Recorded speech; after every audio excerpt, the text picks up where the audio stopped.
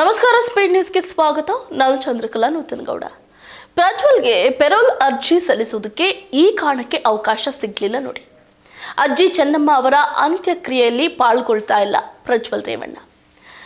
ಪೆರೋಲ್ಗೆ ಅರ್ಜಿ ಸಲ್ಲಿಸಿದ ಮಾಜಿ ಸಂಸದ ಅಜ್ಜಿ ಚೆನ್ನಮ್ಮ ನಿಧನವನ್ನ ಟಿವಿಯಲ್ಲಿ ವೀಕ್ಷಣೆ ಮಾಡ್ತಿದ್ದಾರೆ. ಹೌದು, ಇದೊಂಥರ ವಿಧಿಲಿಖಿತ ಅಂತಾನೆ ಹೇಳ್ಬೋದು.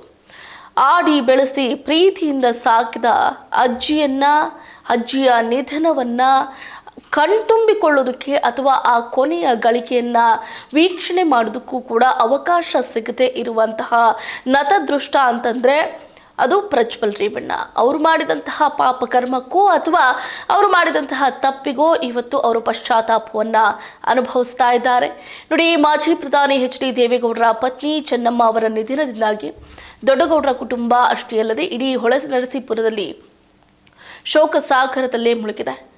ಇನ್ನು ಇವತ್ತು ಒಂದು ಕಡೆ ಚೆನ್ನಮ್ಮನವರ ಅಂತ್ಯಕ್ರಿಯೆ ನೆರವೇರಿತು.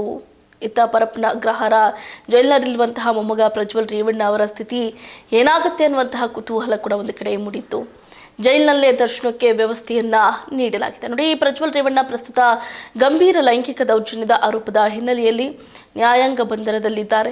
ಕಾನೂನು ಪ್ರಕ್ರಿಯೆಗಳ ಪ್ರಕಾರ ಸಜಾ ಕೈದಿಯಾಗಿದ್ರೆ ಪೆರೋಲ್ ಪಡೆಯುವುದಕ್ಕೆ ಕನಿಷ್ಠ 2 ವರ್ಷಗಳ ಶಿಕ್ಷೆ ಪೂರೈಸಿರಬೇಕು.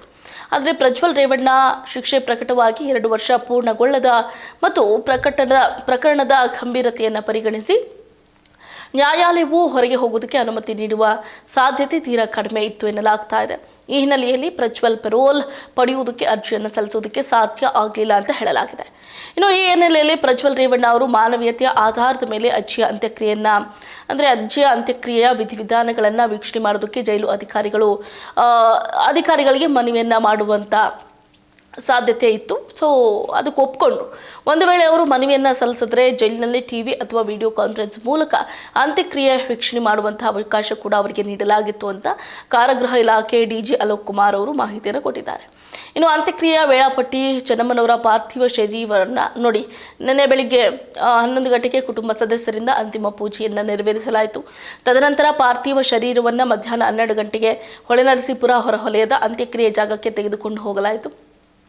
ಅವರ ಕಿರಿಯ ಪುತ್ರ ರಮೇಶ್ ಅವರು ಅಂತಿಮ ವಿಧಿವಿಧಾನಗಳನ್ನು ನೆರವೇರಿಸಿದ್ರು.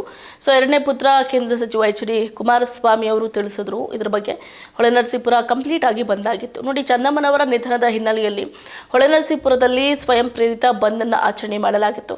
ಈ ಭಾಗದ ಜನರ ಕಷ್ಟಗಳಿಗೆ ಸ್ಪಂದಿಸ್ತಾ ಇದ್ದಂಥ ಅಮ್ಮನಂತಿದ್ದ ಚೆನ್ನಮ್ಮ ಅವರ ಅಗಲಿಕೆಗೆ ಸಂತಾಪ ಸೂಚಿಸಿ ವ್ಯಾಪಾರಿಗಳು ಅಂಗಡಿ ಮುಂಗಟ್ಟುಗಳನ್ನು ತಾವೇ ಮುಚ್ಚಿದ್ರು.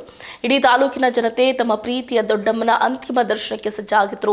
ಪ್ರಜ್ವಲ್ ರೇವಣ್ಣ ಇದುವರೆಗೆ ನ್ಯಾಯಾಲಯಕ್ಕಾಗಲಿ ಅಥವಾ ಜೈಲು ಅಧಿಕಾರಿಗಳಿಗಾಗಲಿ ಯಾವುದೇ ಅಧಿಕೃತ ಅರ್ಜಿಯನ್ನು ಸಲ್ಲಿಸಿರಲಿಲ್ಲ. ಆದರೆ ಸೆಲ್ನಲ್ಲೇ ಅಂತ್ಯಕ್ರಿಯೆ ವೀಕ್ಷಣೆ ಮಾಡೋದಕ್ಕೆ ಅವರಿಗೆ ಅವಕಾಶ ಸಿಕ್ಕಿದೆ ಅನ್ನುವಂತಹ ಮಾಹಿತಿ ಕೂಡ ಲಭ್ಯ ಆಗಿರುವಂಥದ್ದು.